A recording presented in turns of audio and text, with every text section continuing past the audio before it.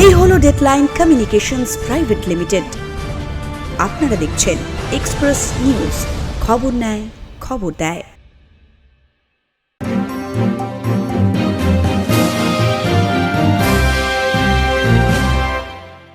নমস্কার, বাংলার মুখ নিয়ে আপনাদের সাথে আমি অদিতিয়া।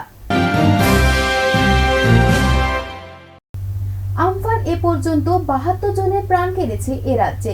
বৃহস্পতিবার নবান্নে আয়োজিত এক সাংবাদিক বৈঠকে এমনই কথা জানালেন মুখ্যমন্ত্রী মমতা বন্দ্যোপাধ্যায়।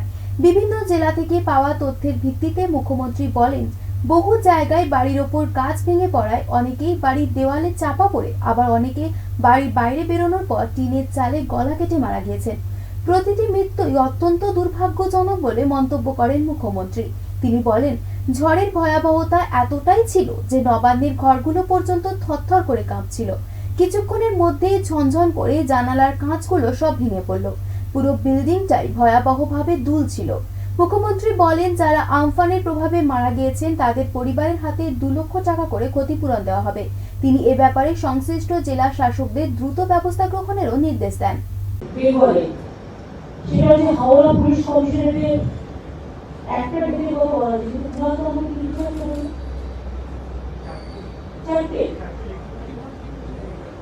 চারটে তারা লিখতে হবে। হাওড়ায় 4টে 1+3 আপনার তিনটে হার্ট অ্যাটাক সময় মারা গেছে। তাহলে 1+3 চারটে হয়েছে 7। নাম্বারটা আপনার বেড়ে গেলে 56, 1+6 মানে 7 56। তার মানে দেখুন, হাওড়া জেলায় 7 জন, বিহারপুর ব্যর্থ হয়েছে, পশ্চিমবঙ্গে হয়েছে 10 জন। এত প্রিকশন নেওয়ার পরেও আটকানো যায়নি, মানে গাছটা করে মারা গেছে একদম। বিদ্যুৎ এবং গাছ বিদ্যুৎ অলরেডি বাড়ি করা হয়েছিল, আসবে অঞ্চলে কেউ যাবে, কিন্তু অলরেডি বেরিয়ে গেছে। যাচ্ছে একটু বারণ করা হয়েছিল, সাবধানতা অবলম্বন করে লক্ষ লক্ষ মানুষ দেখেছেন। বাট এই মধ্যে বাড়ির মধ্যে যদি গাছ ভেঙে পড়ে সে কি করবে? বাড়ির মধ্যে যদি একটা ডিজাস্টার হয়ে সে কি করবে? রাস্তা বাড়ি থেকে বেরিয়েছে, তিনটা এসে কেটে নিয়ে যাবে, এরকম অনেক কথা বলবে। আবার এই একটা কর্মী মারা গেছে। অর্থাৎ হাওড়া পুলিশ কমিশনারে মারা গেছে 7 জন, বসিরহাটে 10 জন, পূর্ব মেদিনীপুরে 6 জন, চন্দননগর পুলিশ কমিশনারেটে 2 জন, বারুইপুরে 6 জন, ডায়মন্ড হারবারে 8 জন, রানাঘাটে 6 জন, বনগা বসিরহাটের মধ্যে হবে পুলিশ জেলাতে একটাই, তাহলে জেলায় হিসেবে হবে 10 আর প্লাস হচ্ছে আপনার 13 জেলা হিসেবে 13 হবে। তাহলে ওই জেলায় হবে 17, মানে যদি জেলা হিসেবে জোগাড় করা হয়। আপনি পুলিশ স্টেশন অনুযায়ী করেছেন 1 2 কারণ 17 নর্থ পুলিশ প্রবলেম হচ্ছে 17। আর সুন্দরবন ফিল্ডে হচ্ছে 4। আর কলকাতায় অনুজ যেটা ইনফরমেশন দিল সেটা হচ্ছে 15 জন। তার মানে প্রমাণ হচ্ছে 57, 5, 62 আর 72 এখনো পর্যন্ত ইনফরমেশন, লেটেস্ট ইনফরমেশন 72 মারা গেছে গাছ পড়ে এবং বিদ্যুতের কারণে হয়। বিধ্বংসী আমফানের ছোবলে দক্ষিণবঙ্গের বিভিন্ন জেলা একেবারে তছনছ হয়ে গেছে। এই মহাপ্রলয়ের ধ্বংসলীলায় একদিকে যেমন বহু মানুষের প্রাণ গিয়েছে, তেমনি প্রশ্নচিহ্নের মুখে এসে পড়েছে অসংখ্য মানুষের জীবন ও জীবিকা। এমনিতেই করোনার গ্রাসে সর্বশান্ত হয়েছেন অসংখ্য মানুষ, তার উপরে এই প্রলয়ঙ্কর ঝড়ে জনজীবন তছনছ হয়ে গেছে দক্ষিণবঙ্গের অসংখ্য মানুষের। বৃহস্পতিবার নবান্নে আয়োজিত এক সাংবাদিক বৈঠকে আমফান সংক্রান্ত আলোচনা প্রসঙ্গে এমনই কথা জানালেন মুখ্যমন্ত্রী মমতা বন্দ্যোপাধ্যায়। তিনি বলেন, বিশাল পরিধি জুড়ে এই ঝড় বিস্তৃত ছিল। ঝড়ের মাথা যখন কলকাতায়, তখন তার লেজটা ঢুকে গেছে বাঁকুড়াতে, অর্থাৎ আনুমানিক 400 কিলোমিটার পরিধি জুড়ে এই ঝড় দাপিয়ে বেরিয়েছে। ঝড়ে ক্ষতিগ্রস্তদের জন্য তিনি কেন্দ্রের কাছে বিশেষ আর্থিক প্যাকেজের আবেদন জানাবেন বলেও জানান মুখ্যমন্ত্রী।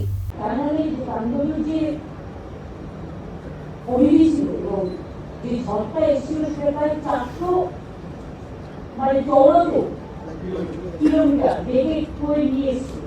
যে একটা সরু খাওয়ায় শুনে না, পুরো আকাশটা ঘুরে একদম একটা করেছে, তার মধ্যে ঘুরছে তাপমান আছে। আগে আগে আমরা কিছু ঘরে কিছু 15 মিটার ঘুরে গেল, 8 ঘন্টা হয়ে চলে গেল, এটা 8 ঘন্টা কন্টিনিউ করেছে। আবহাওয়া বিজ্ঞানী যেটা বলেছে যে 2:30 শুরু হবে এবং 5:30টার মধ্যে এটা শেষ হয়ে যাবে, কিন্তু আমরা 8:30, 9টা, 10টা, 10:30, 11টা দিকে 12টা বেজে গেল পুরো তাণ্ডবটা।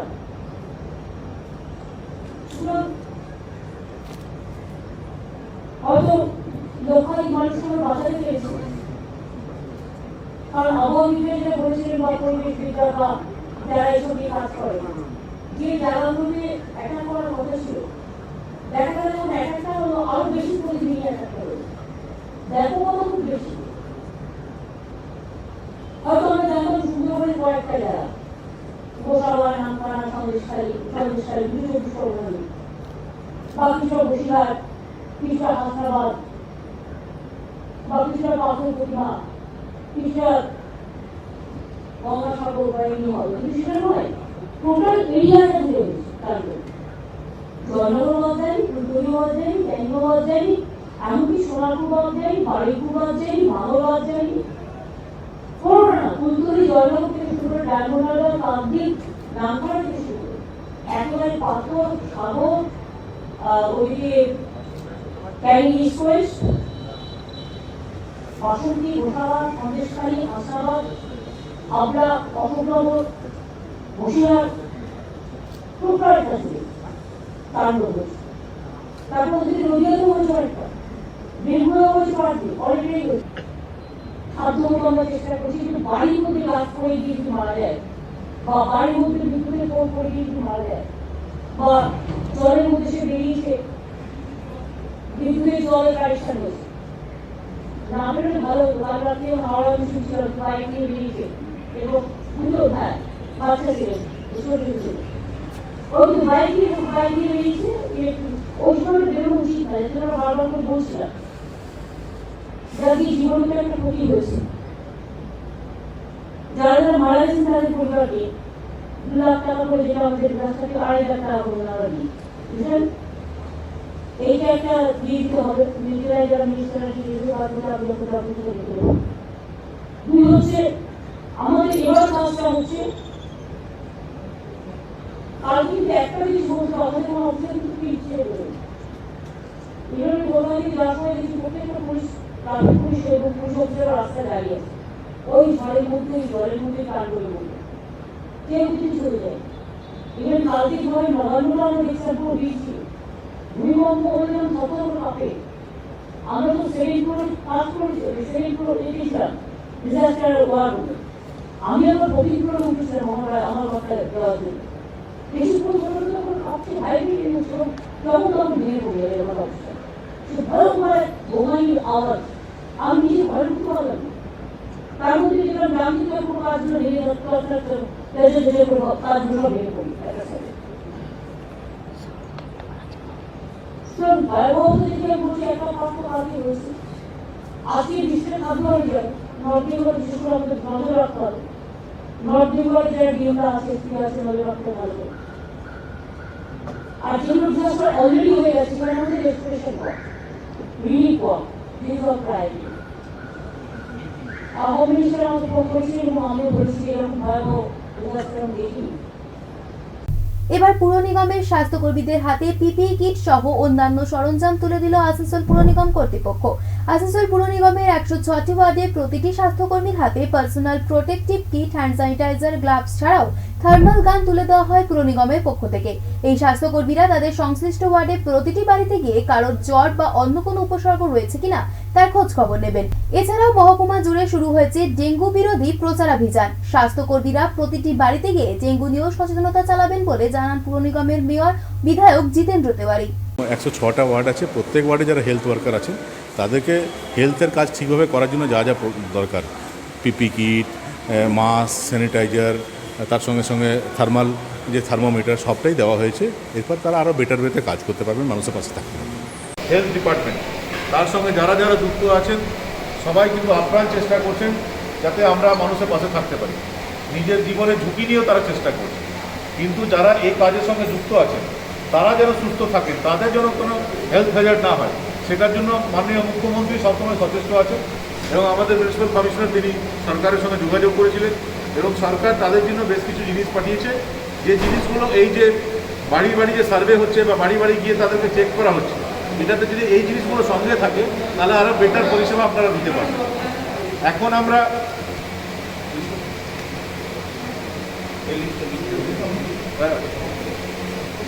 106টা ওয়ার্ডেই বেশ কিছু জিনিস আপনারা জানেন যে 106টা ওয়ার্ডেই আমাদের বিভিন্ন ওয়ার্কাররা বাড়ি বাড়ি গিয়ে সবাইকে সার্ভে করছেন কার জ্বর আছে কার জ্বর নেই। পরবর্তী ক্ষেত্রে যাদের জ্বরের খবর আমরা পাচ্ছিলাম সেটা আমাদের যে হসপিটাল আছে সেখানে খবর দেওয়া হচ্ছিল, ইউপিএসসিতে খবর দেওয়া হচ্ছিল, কিন্তু সেই সিস্টেমে একটু সামান্য চেঞ্জ এনে এখন আমরা প্রত্যেক ওয়ার্ডে একজন যিনি হেড থাকবেন তার কাছে বেশ কিছু এমন জিনিস দিচ্ছি, যেমন তাদেরকে ডিসপোজেবল মাস্ক দেওয়া হচ্ছে 5টা করে, রেনকোট দেওয়া হচ্ছে 1টা করে, সার্জিক্যাল গ্লাভস দেওয়া হচ্ছে 2টো করে, N95 মাস্ক দেওয়া হচ্ছে 1টা করে, IR থার্মোমিটার দেওয়া হচ্ছে 1 পিস, হেড গিয়ার দেওয়া হচ্ছে 1টা করে, ফেস শিল্ড দেওয়া হচ্ছে 1 পিস, হ্যান্ড স্যানিটাইজার 100 মিলিলিটার, আর ম্যানুয়াল IR থার্মোমিটার যে ম্যানুয়াল আছে সেটাও আপনাদেরকে জানিয়ে দেওয়া হচ্ছে। নিয়ে নিচ্ছে একটি ছোট্ট বিরতি, ফিরে আসছি আরো খবর নিয়ে।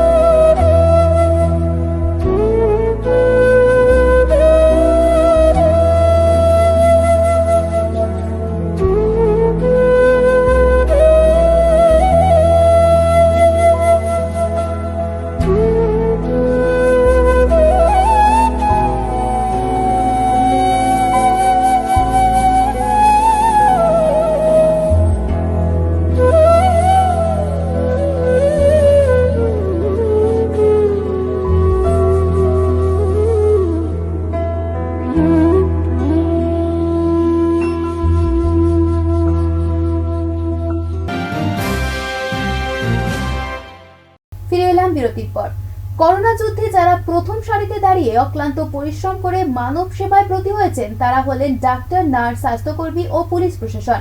সেই মানুষগুলোর কথা স্মরণে রেখে তাদের সম্বর্ধনা জানাতে এগিয়ে এলেন রানীগঞ্জ বক্তারনগর অঞ্চলের তৃণমূলের সদস্যরা। এদিন বক্তারনগর প্রাথমিক ব্লক স্বাস্থ্য কেন্দ্রে চিকিৎসক ও নার্স, সাফাই কর্মী, সাংবাদিক ও পুলিশ কর্মীদের পুষ্পস্তবক দিয়ে সম্বর্ধনা জানানো হয়। রানীগঞ্জ বক্তারনগর তৃণমূল নেতা নির্মল পাল জানিয়েছেন, করোনা মহামারীর এই পরিস্থিতিতে সমাজের যারা সামনে থেকে লড়াই করছেন তাদের সম্মান জানাতে পেরে তারা নিজেদের ধন্য মনে করছেন। আগামী দিনেও তারা এই কাজ চালিয়ে যেতে চান। এর পাশাপাশি এক্সপ্রেস নিউজের সাংবাদিককেও এই অনুষ্ঠানে সম্বর্ধনা জানানো হয়। সারা বিশ্বব্যাপী তথা আমাদের এই যে পশ্চিমবাংলা, আমাদের রাজ্যের মাননীয় মুখ্যমন্ত্রী মমতা ব্যানার্জি যেভাবে রাস্তায় নেমে যেভাবে উনি সকলের মানে একবারে গার্জেন হিসেবে যেভাবে উনি বুক চিতিয়ে লড়ছেন করোনার বিরুদ্ধে, তাই আমরাও মানে যে মুখ্যমন্ত্রীর যে ওই উদ্যোগ দেখে আমরাও আজকে সত্যি আপ্লুত, এবং এই সবচেয়ে যাদের ভূমিকা ছিল সে আমাদের ডাক্তারবাবু, নার্স দিদি, আমাদের প্রশাসন, সাফাই কর্মী এবং আমাদের যারা সাংবাদিক আছেন, এদের ভূমিকা। তাই আমরা এনাদিকে যে সত্যি আজকে এনারা যে এই করোনার বিরুদ্ধে যখন আমরা বাড়িতে, তখন কিন্তু এনারা ফিল্ডে কাজ করছেন। তো এনাদিকে উৎসাহ দিতে, যে মানুষের সবসময় উৎসাহ দেওয়া দরকার, সেই উৎসাহ দেওয়ার জন্যে ওনারাও সত্যি যে মানে ভাববেন যে না, অনেকে হয়তো গালও দিয়েছেন, কিন্তু সেইটা যাতে আরও মানুষ বুঝতে পারে যে না, এই দিদিরা সঠিক কাজ করছেন। তো সেই জন্য আমরা এনাদিকে উৎসাহিত করছি যে যারা ভুল করেছেন ভবিষ্যতে ভুল করবেন না। কেন দেখছেন তো আপনি, মন্দির বলুন, মসজিদ বলুন, সব আজ চাবি লাগা, আজ একটাই খোলা, সেই মন্দির হচ্ছে হাসপাতাল মন্দির, সব বন্ধ হয়। তাই আমরা বলছি যে আপনারা এনাদের উপর ভরসা করবেন, তো ভবিষ্যতে যেন আমাদের এই আমরা সারা পৃথিবী তথা পশ্চিমবাংলা, ভারতবর্ষ থেকে করোনা মুক্ত করতে পারি। সেই লড়াই আমাদের এখনও চলবে, এবং আমরা আগামী দিনের জন্য আমরাও প্রস্তুত, ওনারাও প্রস্তুত।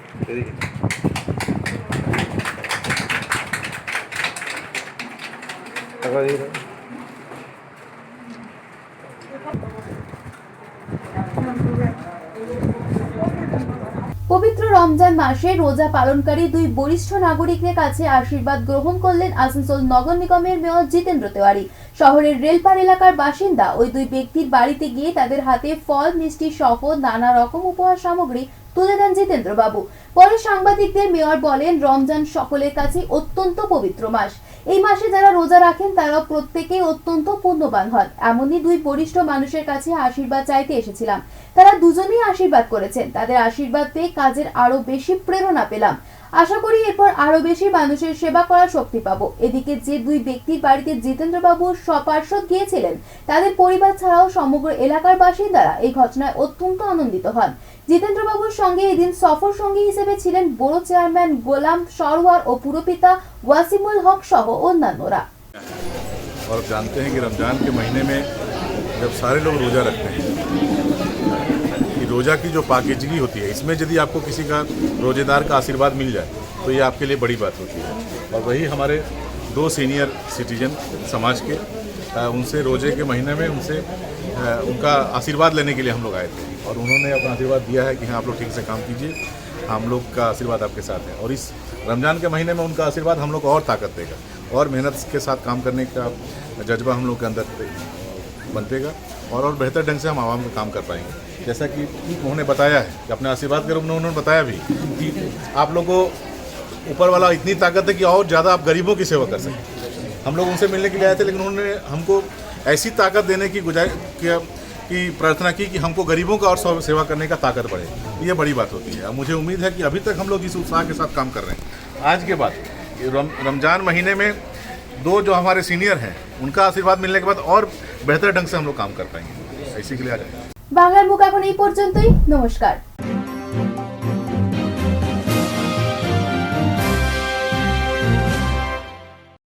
এই হলো ডেডলাইন কমিউনিকেশনস প্রাইভেট লিমিটেড। আপনারা দেখছেন এক্সপ্রেস নিউজ, খবর নেয়, খবর দেয়।